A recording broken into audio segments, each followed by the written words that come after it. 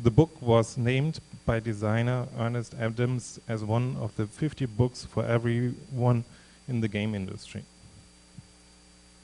Thank you very much. Okay, so, well, I want to start by saying thanks for inviting me here at this conference. So what I'll be doing here is also, I guess, like John, I'll be taking the history part of the conference title seriously, and actually I'll be doing a piece of history.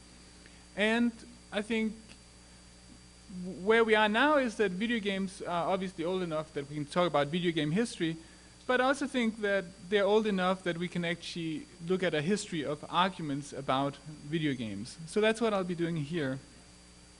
And I guess one of the hopes for talking about history is that you can learn from history.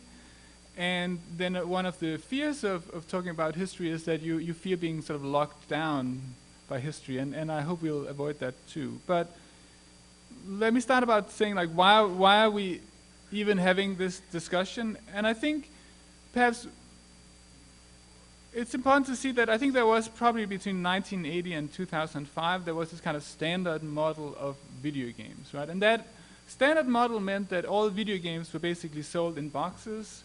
The primary target audience for video games were young males. We all knew that it wasn't just young males playing video games, but still that was how video games were being discussed all the time and marketed too. And new games were continually, and new consoles were continually being promoted on better graphics, so for every console generation, etc. And that had a certain a number of implications, right? It meant that it favored games of a certain scope, so you couldn't really get your own like little indie game on the shelf of Walmart next to a top commercial title, for example. It also meant that possibly the industry became sort of fairly conservative. It was hard to make sort of strong experiments. And now that this sort of model has sort of fallen apart due to digital distribution, due to new platforms like the Wii, due to things like downloadable casual games, what we're seeing really is that there's this kind of a sense of having a field that's wide open. Like, so anything can be done. Well, I don't know anything, but certainly that there's a kind of openness towards talking about new kinds of video games and video games understood in new kinds of ways. And I think that's really like, in a way, like why we are here. So what I'll be doing now is I'll be talking a little about different sort of historical arguments about what video games should be. So the first historical argument I can could clearly identify is an argument by game designer Chris Crawford, where in his book The Art of Computer Game Design from 1982, he makes the argument that a computer is essentially a device for processing data, not for storing data. And then he invents a word called computeriness.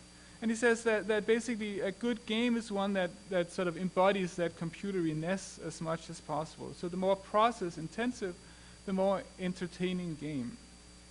So that's what I call a kind of purity argument. That's this kind of pure essence of the computer, and a good video game, a computer game should live up to that. And so for an argument like that, you can see that there's a kind of ideal game and there's like the anathema. So the ideal game for someone like Chris Crawford in this argument is a game like Space Invaders. So Space Invaders, as far as I know at least, works in the way that every time you shoot one of the aliens, they move faster. And this is because the machine that runs the game is actually fairly slow. So the fewer aliens that are on the screen, the faster the remaining aliens will move. So which means that there's this kind of organic, beautiful relationship between the technology and the game design. So that's the kind of like ideal game in this perspective. And then the anathema that actually Chris Crawford talks about later is a game like Dragon's Lair, which basically is a bunch of video clips with a few branching points. And actually, Chris Crawford later declared that how he sort of correctly perceived that a game like this would be a fad. And why was that? He says, well, all the data that came roaring in off the disk went straight onto the screen with barely a whisper of processing from the computer, and therefore it was doomed to fail. So, so it's easy to sort of see those kind of historical arguments as a little sort of quirky or quaint, but also it's also important to note why they would be made. So an argument like this would be made simply because, well, the computer at the time didn't have a lot of processing power, storage power, and it made sense if you wanted to create variation for the player with very little storage space to create a kind of very process-intensive, or we might call emergent game, as I'll get back to. So, this is actually not an entirely new type of argument, right? So, here we go to art history a bit. So, art critic Clement Greenberg in 1960 just did actually also a historical paper in a way about modernism, where he says that the task of self-criticism became to eliminate from the specific effects of each art any and every effect that might conceivably be borrowed from any other art.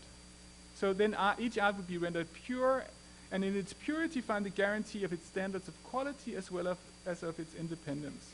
So this is not necessarily an idea that Greenberg is promoting. He just like notes that it's something that's a historical fact. So this is a way that's way of thinking that's pretty common, and I think I'm engaging in it a lot too. So where we, like Crawford, you identify the essential qualities of the art form, and then you sort of declare its autonomy that way, and you want to defend the art form's unique qualities that way. And so, of course, for Greenberg, one of the ideas is the notion of flatness. So this is a painting by Barnett Newman, that painting really shouldn't sort of say like represent say like perspective or 3D space, but should like orient itself towards the flatness, because that was the only condition that paintings shared with no other art.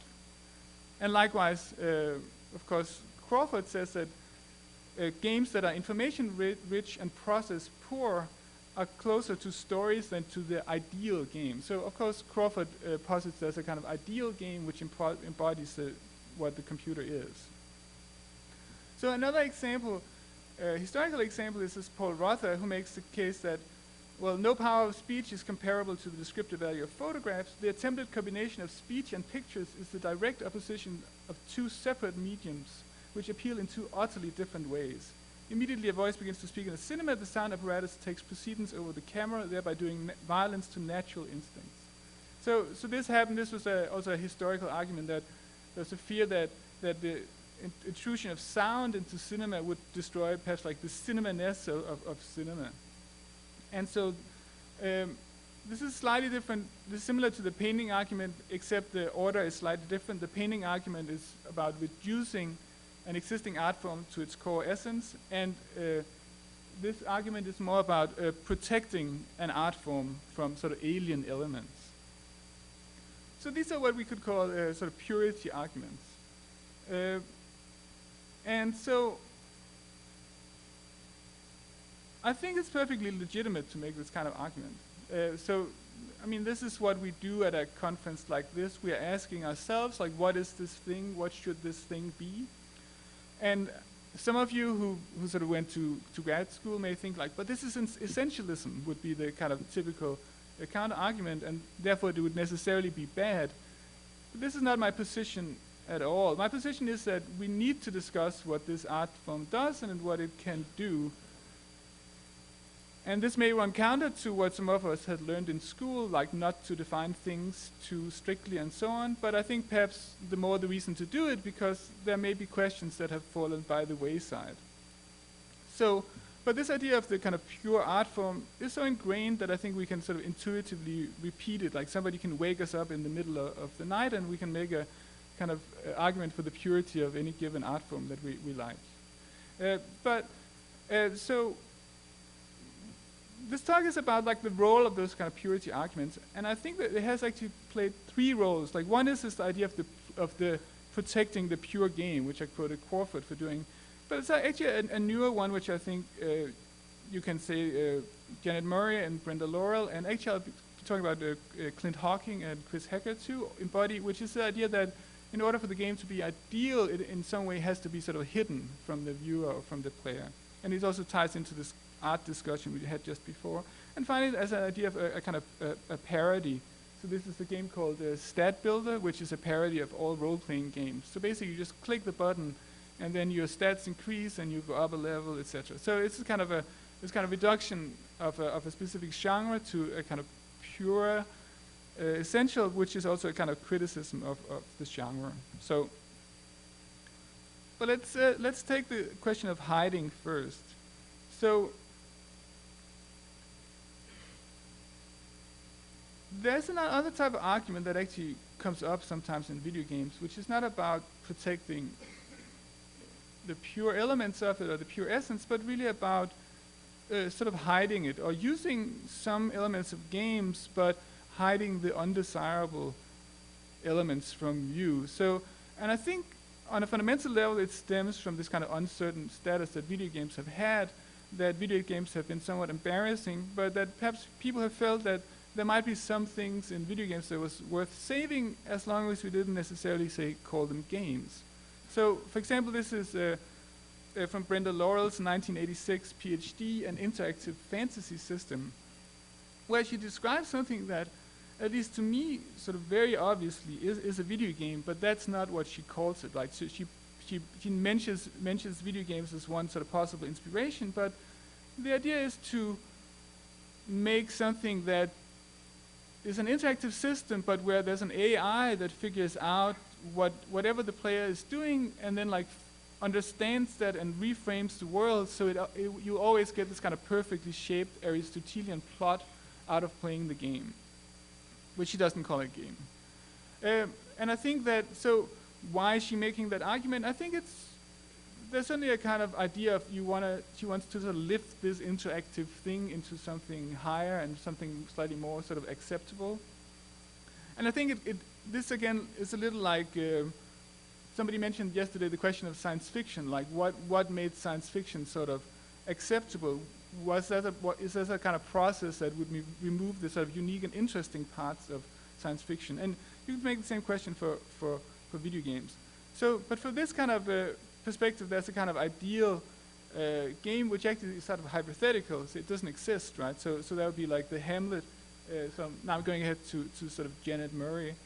And of course, the anathema would be, well, actually Space Invaders, like a straightforward game which is a militaristic shooter, which doesn't have a good story to speak of, and certainly not a well-formed story by any stretch of the imagination.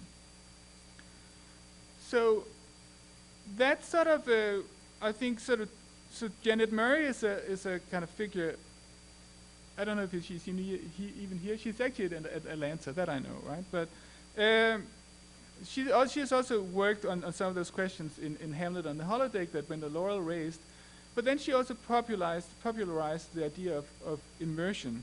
So the way she describes is immersion is the sensation of being surrounded by a completely other reality that takes over all of our attention. So there's this in the metaphor, the description is that you are sort of completely transported to somewhere else and you forget like where you are here, right?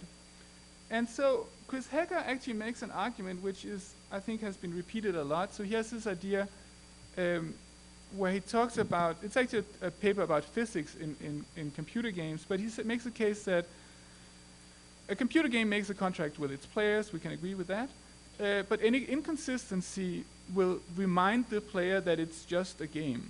So what he points out is this kind of idea that for a game to really work as a game, it has to hide its gameness from the player, or at least it has to. You have to make sure that the player is not reminded of the fact that they are playing a game.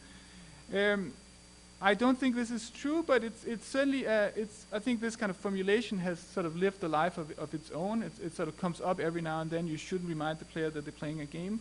So it ties into this idea that the game sort of has to. To really work, it has to divert attention from itself. Clint Hawking, a game designer, in a 2008 talk at Game Developers Conference, made the kind of a kind of elaboration of this idea of immersion, where he actually, again, did something similar. He did a uniqueness argument, say sensual immersion, where he talks about like what you see, etc., is shared between games and film. But what's really unique to games is what he called like formal immersion, which seems to be about, like, you might say the rule system and the mechanics.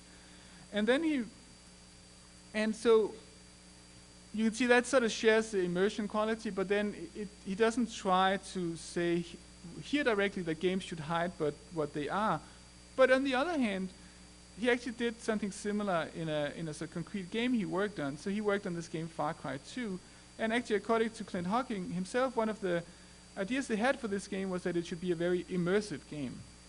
And to them, one of the things that would mean was that you would not have anything on the flat surface of the screen. So like there wouldn't be any sort of indicators or exclamation points or anything like that on the surface of the screen, because the idea was that that would somehow sort of reduce the immersion of the player. And so in Far Cry 2, the game to the left, they spent a large amount of energy making sure that the in-game map was a game in the physical game world. So it would have been much easier for them just to make a map that would be overlaid on top of the screen. But they thought it was very important to actually sort of place that map inside the game world. In fact, in order to improve immersion and in order not to remind the player that they were playing a game. So the sort of ideal immersion game from that perspective is one that is often sort of claimed to be one that doesn't actually have any stuff on the flat surface of the screen. And of course, the anathema is a game, say like Super Smash Brothers, where you just have all these like exclamation points and percentages and all this kind of signaling to the player all the time going on. The game very openly telling the player that it's a game, very openly signaling all these kind of stats and important game events. And it's got very openly sort of artificial 2D on the surface of the screen way. So I think, and this is actually a sort of fairly influential argument, I think, in the game industry, the idea of immersion. And some people have criticized it, I know. So I think that was the sort of story so far. So just to go back a little before Clint Hocking, I think there's been a bit of back and forth. So after Brenda Laurel and Janet Murray, there was a sort of a pushback against the idea of the story world or the fiction of the game.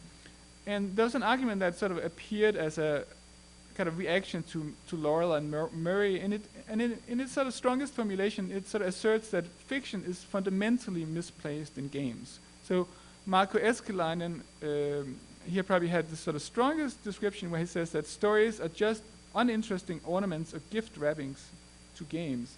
And he also asserts that it's basically sort of a kind of a commercial ploy to get people to buy games. He describes them as marketing tools, basically, which are a waste of time and energy. I did something similar where, well, I guess perhaps more from a kind of theoretical point, saying that if we talk about games in story terms, they will make us forget what makes games games, and we need to study the unique parts now.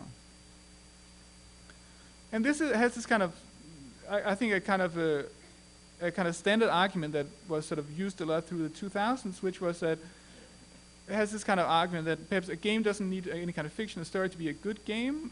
As a player, you learn to see through the fiction, and thereby, sort of logically, it's assumed to follow that game fiction is irrelevant, and perhaps that's the joke here, that game ornament is a crime. And so this would be the extreme example of that. That's the Bauhaus chess set, where they removed everything that doesn't directly speak to the function of the pieces. So the pawns are little cubes, and the rooks are bigger cubes, and the bishop has this kind of diagonal, etc. So there's a kind of there's also this idea of the kind of very sort of beautiful, pure game that shouldn't be sort of influenced by these other sort of alien things, such as, say, well, story or representation, or anything like that. A more recent version of that, in a kind of slightly softer version, is from Jason Rora, who makes the argument that games cannot survive on narrative and character. It's not what video games are meant to do. It doesn't explore what makes them unique. If they're going to transcend and have real meaning, it has to emerge from game mechanics. So in this formulation, it doesn't say you can't have story or you can't have any other things, but it's just that Jason makes the argument you need to explore the unique parts now. And actually, I know Jason is working on a new manifesto that makes the same point, just like much stronger. So we'll get back to that. So I think that's a really no prisoners taken stance. This is a slightly softer stance, and then there's a perhaps even softer, which is say what I call good taste in game design, which is perhaps a cluster of a few sort of criteria which if you want to teach or learn game design, this is probably what you should be focusing on. But so this is the idea that what constitutes a good game is really three things. There is some interesting choices, which is what Sid Meier describes it as. Emergent complexity, which is a kind of aesthetic, which says that the best games are the ones which have a very small rule set, which create a lot of complexity out of those rules. So Harvey Smith, who's also in the audience, talked about the idea of systemic level design, so which is similar. And then finally, that a game should have a fundamentally easy to use interface, but then the gameplay should be challenging sort of afterwards. And so, if you want to show that you have good taste in game design, this is probably these are the kind of values you should sort of like be promoting. And I think these are probably this probably is what you need to teach at first, but for each of these, we can also find a counterexample, right? So in terms of interesting choices, well, Guitar Hero or music games don't seem to have a lot of interesting choices, at least not the way Sid Meier described it. Uncharted 2 doesn't have a lot of emergent complexity. A game like WarioWare, a lot of the challenge of that game really is in the interface, figuring out what you have to do from moment to moment. So that's a question of taste. This isn't really a kind of strong purity argument, but I think there's perhaps a sliding slope from like the really purity argument to a question of sort of taste or sort of a softer taste question of aesthetics. And so what we're seeing also after the kind of boxed model is that we see more of a kind of taste war going on. There's more of a discussion in popular culture about what a video game should be. So this was something that happened a few weeks ago. In the UK video game charts, Modern Warfare 2, which was like this kind of gamers game, had been on top of the charts for a while, and then it got knocked down by Wii Fit Plus and by Just Dance. So Just Dance is this kind of music game, you can see it on the bottom left, where you swing the Wiimote and do choreographed dance moves to sort of classics such as Can't Touch This, as far as I know. And then, so this caused some people were a little unhappy with this kind of like the masterpiece of Call of Duty being knocked down by this. So, and even you could see this in reviews. So the IGN reviewer gave this 2 out of 10 stars, which is like really, really rare. But if you go to Amazon, it has 4.5 out of 5 stars, which is also really, really rare, but on the complete other end of that spectrum. And specifically, the IGN reviewer complained that this game didn't have any unlockables or any kind of progression. And so you can see that there's also a kind of a fundamental question about like what is a game or how do you use it. So the IGN reviewer assumed that a game is a kind of personal journey. You sit down with the game, you work through it, and the game should sort of acknowledge that, right? But the people reviewing the game on Amazon sees this kind of game as something, well, you have a social event, people come over, you dance a little. And then for that kind of situation, of course it's better that you can choose all the songs you want. So it's also a question about that because now we have after that kind of standard video game model, we also have much more of a diverse opinions of what a video game is and how you're even supposed to use it and what kind of relation you're supposed to have to that. So moving into something that's sort of closer to art and games, I think there's a kind of history to art and games, and actually now I'll be making an argument that's, I'll be making a value judgment and I'll be disagreeing with some things that just have been said. So I think that this is sought by Jody.org, which is a sort of a hack on Wolfenstein 3D, where they've made the graphics into sort of black and white pixelated thing, which is, I think, I like the way it looks, but it also makes the game sort of completely unplayable. And I think that if you go back to at least the 1990s, there was a kind of fear of games. So whenever people wanted to make experimental games, they wanted to make it a game, but they also wanted to make sure that it wasn't really a game. I think that was the kind of attitude that was circulated a lot, and perhaps that there was a feeling the only way to make art out of a game would be to deny its gameness, if you will. And so I think that a game like Sod here by Jody sort of works with game conventions in a sort of very simplistic way. It just says, here's a game, ha ha ha, you can't play it. And I don't think that's, I I don't think that's that interesting as such, and I think Super Mario Clouds by Cory Archangel has some interesting quality to it, but it also somewhat works on the same level, right? Here we take something that's a game and now we make it render it completely unplayable. And I think so that sort of that, I think that works on this kind of level of thinking of what is a game, how do we relate to it, and then we like take that away strongly. Within game culture, I mentioned this already, the idea of the kind of purity game, where you take a specific game genre and then you reduce it to a kind of bare minimum. You have funny things like frequent flyer miles, SAT score, PAD, and so on. You keep clicking, basically, right? And then I would take a game like You Have to Burn the Rope. It's same as a kind of parody of the kind of clever things you have to do to kill the boss monster at the end of a game.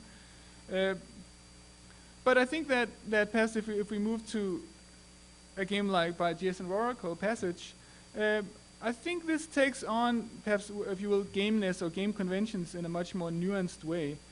So Passage also breaks user expectations because you're encouraged to explore a world, and then, contrary to your expectations, your companion dies and you die, and you can't do anything about it. So the way this game breaks conversations obviously becomes part of the statement or the meaning of the game, that like there's certain things you can't cheat, etc. But I think that, perhaps to disagree a little with Jason, I think that the meaning of a game doesn't just sort of come from the game mechanics. There's a little more to it than that. I think that, say, a game like Passage, it works like the fiction sets up a world without which it would be very hard to interpret the game mechanics. The same would go for a game like The Marriage by Rod Humble. Without that little thing on the title, it wouldn't really mean the same thing to you. And then there's a kind of interaction between what the player expects from the game conventions and what the game actually gives the player. So in this case, say like the meaning comes from the fact that you can't sort of win the game, or that the game sort of doesn't really allow you to sort of play on. And then finally, as a fourth thing, that also sort of happens within the sort of player's interpretive horizon. So when the player comes to the game, what does he or she believe that the game can conceivably mean or communicate? And I think what we're doing in a conference like this is that we're not only sort of making games and looking at games and interpreting games, but I think we also perhaps priming players and the larger public into thinking about the meaning of games in a sort of within a broader possibility space. So what we're also teaching, what we're doing, of course, is also to teach people to see games as art forms, as an art form. And I think that what interests me in sort of more recent art games is that I think that they're just sort of they have a much more nuanced understanding of what game conventions are than, well, a game like Sword by Jody, right? Because I think there's more of a perhaps acceptance of games as something that has a lot of different little things and conventions that as a designer you can work with to create new experiences. And so still, I think that so far that there's this kind of when art games often break conventions, it's often in this way of making it so that you can't win, for example. And I think that what that does is that as a player, it's true that this kind of breaking of conventions does something very concrete. As a player, you come to the game, you try to do what you're used to doing, and then the game sort of very openly tells you that you can't. And I think that this is probably part of what sort of opens players into like interpreting a game in a sort of within the kind of broader possibility space, right? The breaking of conventions is something that opens you up. You could take a parallel in, well, film or any kind of storytelling, like the moment that you can't actually sort of reconstruct a clear sort of temporal sequence in a story, then you sort of tend to switch to this more sort of like poetic mode, that you see it more in a kind of more metaphorical sense. And I think that the same thing happens with something like this. But I think that that's a question of history, that so history can also be a bit of a drag, right? Because so there's all these things you're supposed to learn from history and so on. And I think to talk about art and meaning after post-structuralism and deconstruction and cultural studies can be a little sort of like confusing. So one of the one of the people you might quote was someone like Stanley Fish, who makes the case that, well, sort of makes the case that, say, like poetry doesn't have a meaning by itself. It's really something that's sort of sustained by an interpretive community. And Stanley Fish sort of means to say this in a kind of way that you can't, well, it comes across as sort of slightly discouraging, and it's a kind of way of saying, like, you're not really doing what you think you're doing.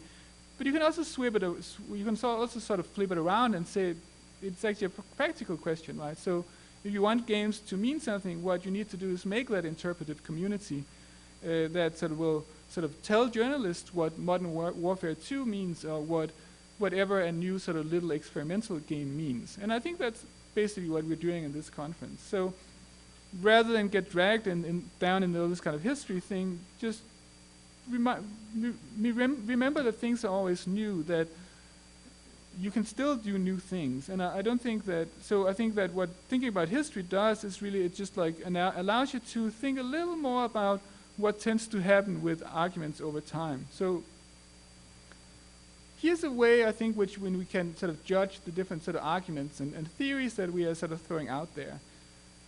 We can probably sort of make this kind of line. So on the far left is the argument that video games should be what they fundamentally are. So that was Marco Eskelinen and Jason Rohrer, who might be a little further to the right. Chris Crawford and the kind of good taste in game design, which doesn't make the kind of argument that you should never have fictional stories, but just that perhaps like this is not really what games are fundamentally about.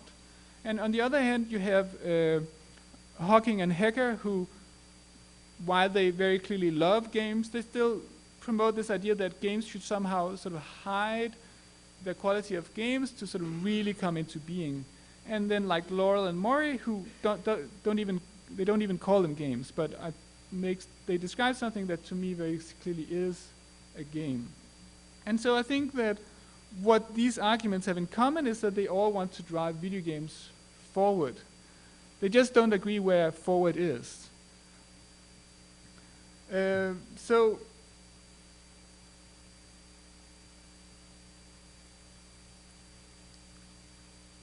I think that, so this is Paul Rother who made this argument that sound should never enter film, right? So, and I think we can sort of laugh at him for having said that, because it sort of, by now it seems sort of obviously like a goofy, misguided argument. But I think it's important to draw the right conclusions. So I'm not doing this kind of overview of these kind of purity arguments to say that we shouldn't make arguments about what video games fundamentally are. But I rather think that we should make such arguments knowing full well that they may be laughable in a few years. And so just because it's been unfashionable to talk about the essential qualities of a medium, or just because I pointed to like historical precursors of this kind of argument, it doesn't mean we shouldn't do it. You might say, learn from history, but screw history, if you will. So it just means that we should be aware of what happens to some arguments like that.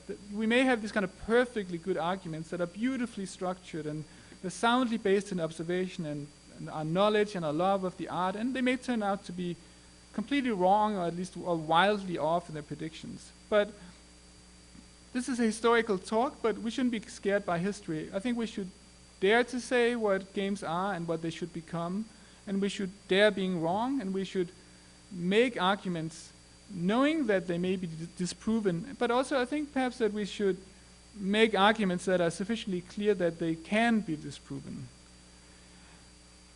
And that's the final point. Thank you.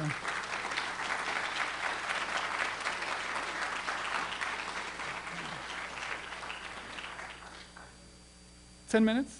Questions? I wanted to start by thanking you for giving the talk, and in particular mentioning Greenberg. As several people here are aware, I have a tendency to harp on Greenberg when we talk about games as art and that sort of thing. In particular, one of the things that came up when I was studying it and writing about it for classes and that sort of thing is that one of the things that Greenberg made very clear in his work was that when painting, and he was particularly talking about painting, but all art as well, when it went through this Kantian self-evaluation phase, it was a very subconscious thing. There weren't really people distinctly asking these questions and that sort of thing about what makes painting painting, as opposed, what makes it a valid, justifies it as its own art form, as opposed to being absorbed into a larger art form.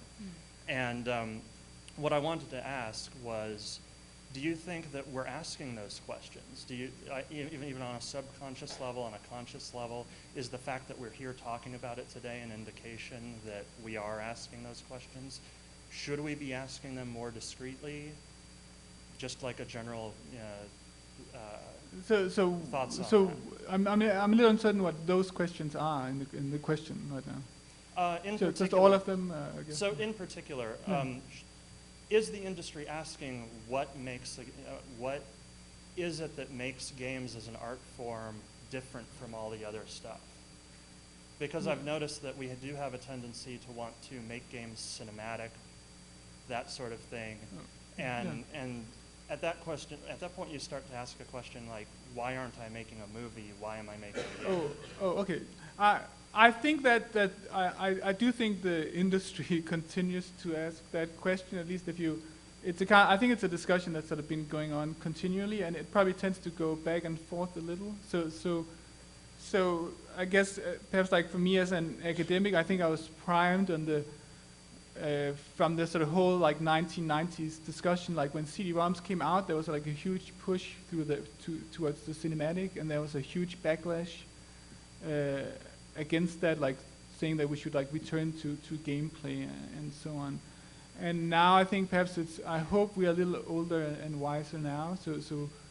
But still you have people like what's his name, David Gage, that makes Heavy Rain, who so very clearly wants to be a sort of a cinematic auteur, right?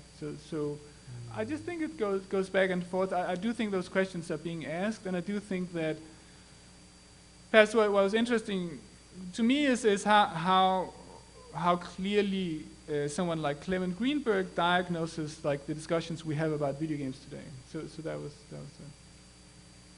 if that answers the question. Yeah, it does. Thank you. Great. It was great you mentioned David Cage. I'm playing Indigo Prophecy now, love it. But I wanted to actually ask a question about sort of challenge that binary you sort of ended this presentation on, and this idea of narrative, because I feel that narrative can ultimately what emerges as the experience for the player can really exist outside of a game's narrative, of the setting set inside the game. That immersion and emotional reaction can occur outside of a constructed story world. My example might be like Rock Band. The people in Rock Band aren't performing a fantasy of being a rock star, but performing, putting on this performance as someone being good at Rock Band. And that there's actually this sort of, I feel, narrative or experience that emerges that sort of seems to exist outside of this binary that both exists outside of somebody playing a game that's very narratively Janet Murray, Brenda Laurel-like, or one that's very Jason Rohrer, Rock Band interface-like, and thinking about, well, what about that sort of narrative? What about that sort of player experience? Yeah, I think it's a slightly orthogonal discussion in some way. Certainly you can make the case that, I would put it this way, that certainly some games are better. It's easier to tell a story about certain games than about other games that you've played, and I think perhaps like a game like The Sims, obviously very very openly is designed to make stories or make events that are worth like recounting as stories and telling to your friends, and perhaps like abstract puzzle games like Tetris or Sudoku less so, right? But I think it's. No, it's an interesting question. I know, again, like if we call out people like Celia Pierce she talked about this idea of player story. I think that would be one way of looking at it. But I think this is a slightly broader question. I haven't found anyone who sort of made the argument that games really should be about allowing the player to, well, I guess you can make the case that people have done that. All right. But I think it's a slightly different question, yeah. Thank you. Okay. I was just wondering, when you look at a medium such as cinema and film, and you look at Hitchcock's idea of pure cinema and all of those things, while that's not where the industry as a whole went, it still coexists. Yeah. And I think establishing that kind of binary as to where we should take gaming in the future is sort of counter. It really isn't exactly where other mediums have gone in the past. They do keep this coexistence with each other. And I think it might be beneficial to not really try to define where it should go and just see how we can further explore those things. Yeah. It's not as much about profit or success, I guess. Well, I guess two things. Like one is that one of the things I talked about was that games are going in many different directions. So and one of the reasons is that we just have a broad audience and different kinds of use cases, if you will, for games, and that's due to like after this kind of standard model. At the same time, I must say, like personally, I'm also a little torn between wanting to obviously have like all kinds of things I like and I don't like, and there's two obvious things that's sort of attractive as sort of a position as a scholar. Like one is to say what's good and bad, and one is to sort of be inclusive and like accept what everybody likes and so on. And that's I'm a little torn between those two positions, but I do think that fundamentally it's just like very hard to imagine just like developing games without having this kind of criteria, right?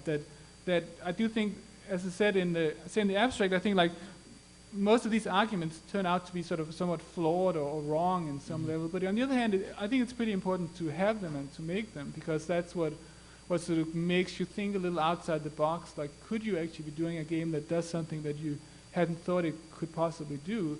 And so I think it's important to have those arguments. I understand why you're saying that they can seem limiting, but I don't think they are. I think they sort of open the field to thinking about what games can be and what they should be.